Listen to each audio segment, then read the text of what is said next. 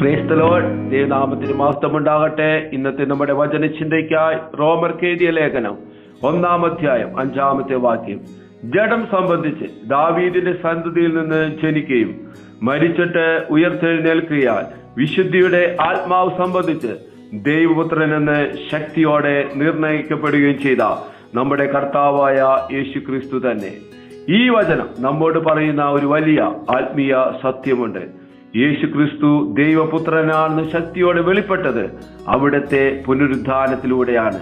മത്തായി 4-ാം അധ്യായത്തിൽ മരുഭൂമിയിൽ വെച്ച് പിശാച് യേശുവിനെ പരീക്ഷിക്കുമ്പോൾ പറയുന്ന വാക്കുകൾ നമ്മൾക്ക് ഓർമ്മയുണ്ടല്ലോ.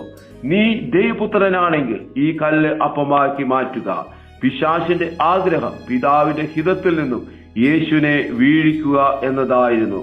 അത്ഭുതങ്ങൾ കാണിച്ച് ശക്തി പ്രദർശിപ്പിച്ച് ദൈവിക പുത്രത്വം തെളിയിക്കണം. എന്നാൽ യേശു ആ വഴിയിലൂടെ സഞ്ചരിച്ചില്ല. പിതാവായ ദൈവത്തിന്റെ ഹിതത്തിന് പൂർണ്ണമായി കീഴടങ്ങിക്കൊണ്ട് മരണം വരെയും, അതെ ക്രൂശിലെ മരണം വരെയും അനുസരണമുള്ളവനായി തീർന്നുകൊണ്ട് അവിടുന്ന് ദൗത്യം പൂർത്തിയാക്കിയത്. പിശാച് കാണിച്ച വഴിയിലൂടെയല്ല, പിതാവ് കാണിച്ച വഴിയിലൂടെയാണ് യേശു നടന്നത്. യേശു മരിച്ച് അടക്കപ്പെട്ടു. എന്നാൽ മരണത്തിന് അവനെ പിടിച്ചു നിർത്തുവാൻ കഴിഞ്ഞില്ല. 3-ാം നാൾ മരിച്ചവരിൽ നിന്ന് അവിടുന്ന് ഉയർത്തെഴുന്നേറ്റപ്പോൾ സ്വർഗം പ്രഖ്യാപിച്ചു, ഇവൻ ശക്തിയുള്ള ദൈവപുത്രനാണ്. അത്ഭുതങ്ങളെക്കാൾ വലിയ തെളിവ് അവിടുത്തെ വിശുദ്ധിയും അനുസരണവും പുനരുദ്ധാനവുമായിരുന്നു. നമ്മുടെ ജീവിതത്തിലും ഇതുപോലെ വെല്ലുവിളികൾ കടന്നു വന്നേക്കാം. ലോകം നമ്മോട് ചോദിച്ചേക്കാം, നീ ദൈവവൈതലാണെങ്കിൽ എന്തുകൊണ്ട് കഷ്ടതകൾ വരുന്നു? നീ ദൈവവൈതലാണെങ്കിൽ എന്തുകൊണ്ട് നിന്റെ ജീവിതത്തിൽ അത്ഭുതങ്ങൾ കാണുന്നില്ല? ഓർക്കുക, നാം ദൈവമക്കളാണെന്ന് തെളിയിക്കുന്നത് അത്ഭുതങ്ങൾ കാണിച്ചുകൊണ്ടല്ല, മറിച്ച് പ്രതിസന്ധികളിലും വേദനകളിലും ദൈവഹിതം അനുസരിച്ചുകൊണ്ട് ജീവിക്കുന്നതിലൂടെയാണ്. നാം ദൈവഹിതത്തോട് ചേർന്ന് നിൽക്കുമ്പോൾ മരണത്തെ ജയിച്ച അതേ പുനരുദ്ധാന ശക്തി നമ്മുടെ ജീവിതത്തിലും വെളിപ്പെടും.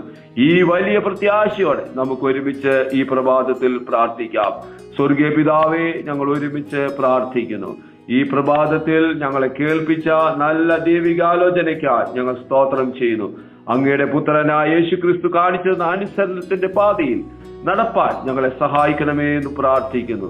ലോകത്തിന്റെ പരീക്ഷകളിൽ വീണു പോകാതെ അങ്ങയുടെ ഹിതം മാത്രം നിറവേറ്റി ഞങ്ങൾ അങ്ങയുടെ മക്കളാണെന്ന് ജീവിതത്തിലൂടെ വെളിപ്പെടുത്തുവാൻ ഞങ്ങളെ അങ്ങയുടെ കൃപയാൽ സഹായിക്കണമേ എന്ന് പ്രാർത്ഥിക്കുന്നു. ഈ പ്രഭാതത്തിൽ ഈ ദൈവശബ്ദം കേട്ട ഓരോ മക്കളെയും അനുഗ്രഹിച്ചു പ്രാർത്ഥിക്കുന്നു. അത്ഭുതമാക്കുന്ന ദൈവകൃപയ്ക്കായി സ്തോത്രം. യേശുവിൻ നാമത്തിൽ തന്നെ ആമേൻ.